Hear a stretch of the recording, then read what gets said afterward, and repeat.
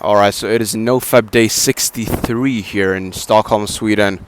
For me, I'm chilling out here in the woods. Yeah, man. Yeah, so no relapses today either. And I've had some urges today, but I haven't relapsed, so it's fine. But I want to share one quick thing that I'm going to be adding to my sort of NoFap journey that I think actually will be pretty transformative, even though it might sound quite minuscule. And so for a long time, like not just now, but like since I can remember, basically I've always had like the most kind of urges and that kind of stuff at nighttime specifically, and I've always had it pretty difficult falling asleep and staying asleep at night. So there, like, not recently, but for a long time, I used to, for example, be in bed and just not be able to sleep, and the urges would just mount. They would intensify and accumulate as the night went on, and I'd end up relapsing. And even now, like, basically the only times I ever experience urges these days, since I've started documenting this series, is at nighttime, like in bed.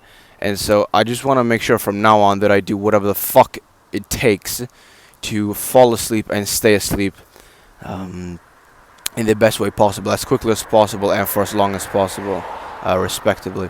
And so the thing that I'm going to be doing from now on is that I'm going to be reading on my phone in bed with the blue light filter on, as well as the like a red sort of color filter on. You can turn it on your phone as well.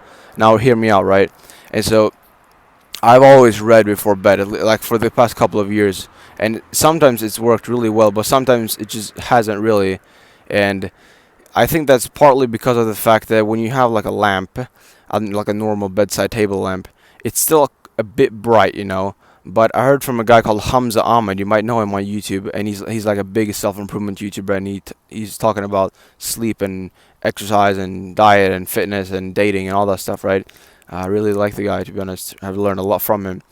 And so one of the things that he does to fall asleep quickly is to read on his Kindle with on the lowest brightness, and then just kind of let his eyes shut as he reads. And then when he just, he can sense that he's just drifting off, right? He just turns it off, like the Kindle device off. If you didn't know, Kindle is kind of like like a reading device iPad thingy that you can get from Amazon. They can read like ebooks from Amazon on, basically. And so I'm gonna be doing that from now on my phone, because I don't have like a normal Kindle reading device. Like it costs like 150, 200 bucks, something like that, and I just don't really have the wherewithal nor the willingness to spend money on that at the moment, right? But the thing that I just realized yesterday that I could enable a sort of color filter on my phone. You can search this up right now. You can go into settings on your phone and search for color filters, and then click on the lowest option, like some tint hue, I'm not sure what it's called, but basically you can make your entire screen red. And if you heard anything about like blue light and that kind of stuff, that it's bad for sleep and that you won't really be able to fall asleep as well as you could be able to, if you aren't being exposed to a bunch of blue light at nighttime. And basically that's a very prevalent thing for me, because if I don't do anything before bed, if I just go to bed without any sort of like unwinding routine, it just doesn't really work for me well at all. I like to read at nighttime to kind of relax and unwind a bit. And so I'm really looking forward to implementing this. Even though I'm looking at a screen literally until my eyes shut, I'm confident that this will take my ability to fall asleep at nighttime to the next level.